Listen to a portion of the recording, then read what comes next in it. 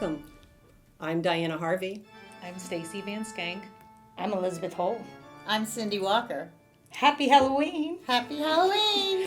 We are here for a special edition, a special Halloween edition of Mortgage Chicks with Hot Tips. And this time we have a very scary topic. What can happen when you do not use a realtor?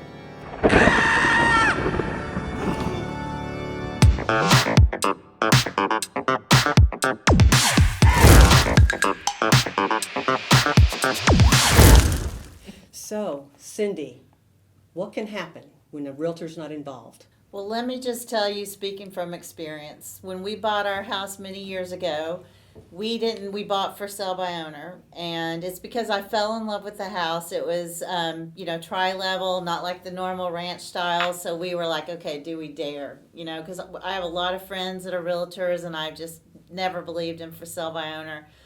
Well, we went for it, and the people, we didn't realize we're going through a divorce, and he called us every other day saying after we wrote the contract, after our house was already under contract that we were selling, that he decided he wasn't going to sell because he and his wife were going through a divorce, and they had decided to reconcile, and they weren't going to sell. Well, then she would call me 2 days later. We're not getting back together. We're definitely going to sell the house. We're not canceling the contract. I was a mess. We had two small children. Our house was packed. We had to move into another house. We had 3 weeks. So I can just say that realtors are a good third party for negotiations because it's the biggest stress that you ever go through in your life, the biggest purchase, and especially when you have a divorce going on one side. So we finally got to the closing table, but it took a lot. And when we didn't have a realtor negotiating, it was touch and go the entire time. So after that, we had Father Bob come, swear to God, and sprinkle holy water in our house and put some good juju because we didn't want to move into a house where that all was going on. Right, and by having a realtor, you probably would have only knew about a quarter of that because they would have been able to take all of that stress off of you during what is already a scary enough process to go through. For sure. They could have alleviated 90% of that stress. It's good to have a realtor be your negotiator, for sure. Cindy, it's amazing that you related to your own situation because I'm going to do the same thing. Mm-hmm. When I decided to sell my house, I was like, oh, how can I pick one realtor when I deal with so many of them? So I thought, well, I'm in the lending business. I can figure out what my house is worth. Really? Really? Stick to your lane, Diana. I was way off base when I finally did call my friend and say, hey, I'm so confused here. This house has this and this, and what do you think? And she just put a whole different spin on it. And like you, I was so emotionally attached to my house, I was either going way over here or way over there. I could not take an unbiased approach. And they are so good at knowing what they do and coming up with what is the true market value of the house. So that was a great reason for me to want to use a realtor. Mm-hmm. Absolutely. Well, in my experience, the very first house that I bought was labeled as a great party house. So, you're at 21, I was sold right there, right? So, I was silly enough not to have a home inspection. So, what I later found out is that the home had a sinkhole.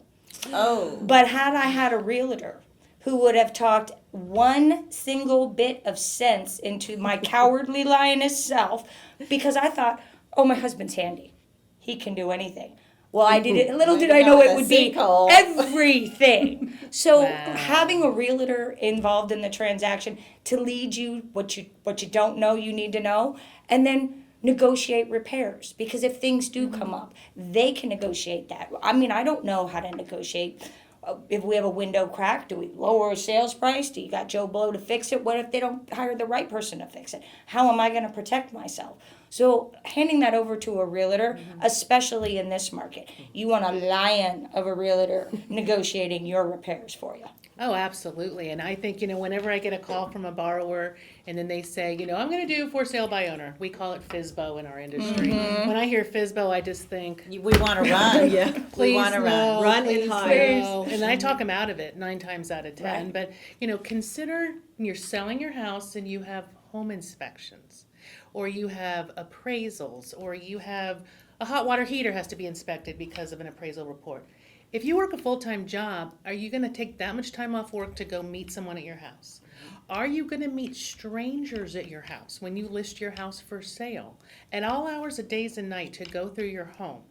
No, that is a real estate professional's, that's their job, that's what they're hired to do, and that takes so much away. And if you have an emotional attachment to your home, and then you have people coming in picking it apart, Yes. it just makes the like transaction a garage sale. horrible. Yeah. And then you get Yes. into the legal aspects. You know, real estate professionals, they pull permits, they pull public records, they look for sinkholes, they have a seller do a seller's disclosure and disclose if a house is a sinkhole or what's wrong with it.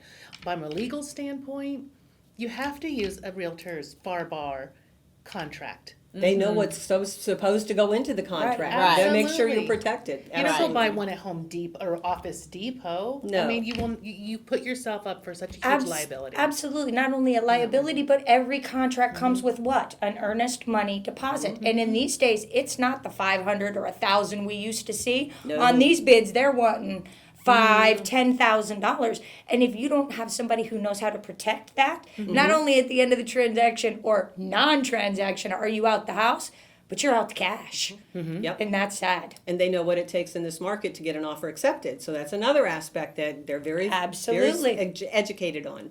And multiple Absolutely. offers. Right now, it's a multiple Multiple offer offers. environment. Wars. You know, they're the professionals. They're the ones that can take in, are they pre-approved? What are the contingencies? And go through multiple offers, make their spreadsheets is pretty much what they're doing right now, and helping the sellers make a sound financial decision.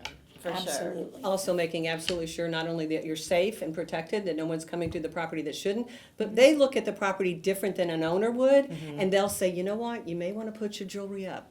So it's not a Right. temptation to somebody. Or you may want to be sure that there are no drugs, physical Right. drugs that you have that are Prescriptions. prescriptions that are out for people, so that everything is protected and there's no liability issues there. So Well, and not they're so only valuable. that, but there's also things like your future plans and what you want to do with the house. You need to communicate that with the realtor because that can make a big difference in the state in which you buy in. There are certain cities in Pinellas County that only allow you to do 50% the value of the home when you're doing a rehab. So you can only do it in phases.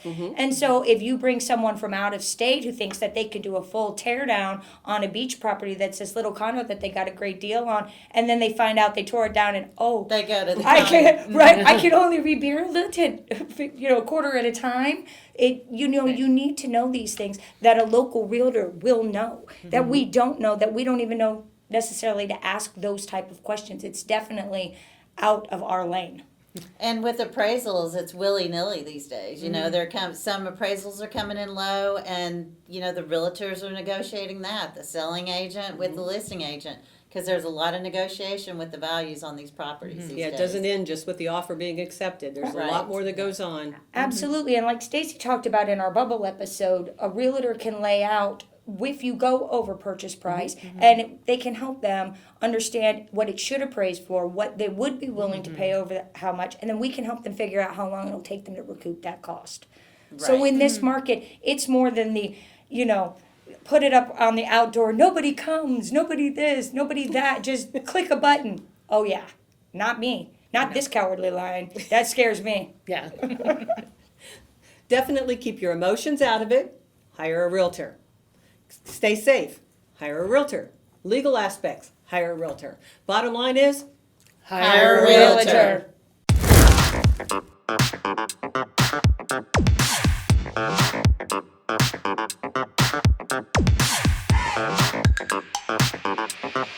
realtor.